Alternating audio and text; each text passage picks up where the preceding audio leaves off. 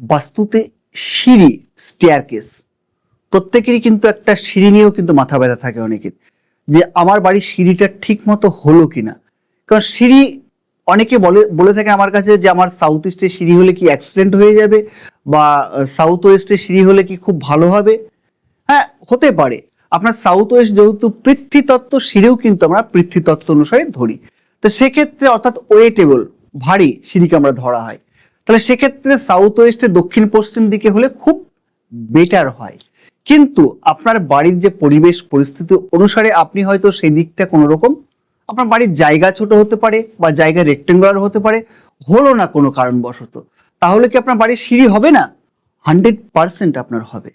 একমাত্র আমি যেটা বলি বা আমার এক্সপিরিয়েন্স যেটা আমি গ্যাদার করেছি সেটা হচ্ছে নর্থ ইস্ট, ঈশান কোণে পৃথ্বীতত্ত্বকে বসাবেন না।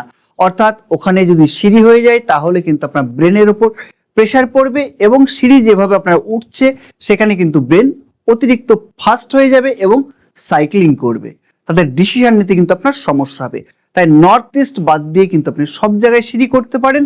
এবার সেই সিঁড়ি দুটো কিন্তু আপনার রয়েছে, দুটো আপনার গুরুত্বপূর্ণ ইম্পর্টেন্ট কিন্তু আপনার জিনিস রয়েছে। সেটা হচ্ছে কি, একটা হচ্ছে ঘড়ির কাঁটার দিকে আর একটা ঘড়ির কাঁটার বিপরীত দিকে, অর্থাৎ ক্লকওয়াইজ আর অ্যান্টি ক্লকওয়াইজ। অর্থাৎ ক্লকওয়াইজ এবং অ্যান্টি ক্লকওয়াইজ কোথায় হবে সেটাই কিন্তু আপনাকে জানতে হবে। সেটা জানার জন্য কিন্তু আপনার ভালো বাস্তু এক্সপার্টের আপনাকে পরামর্শ নিতে হবে, এবং সঠিকভাবে আপনি সেখানে সিঁড়ি নির্মাণ করুন। যেখানেই হোক না কেন নর্থ ইস্ট অ্যাভয়েড করে আপনি 100% কিন্তু পজিটিভ রেজাল্ট পাবেন। সেখানে কিন্তু আপনার ক্লকওয়াইজ এবং অ্যান্টি ক্লকওয়াইজটা কিন্তু আপনাকে দেখতে হবে।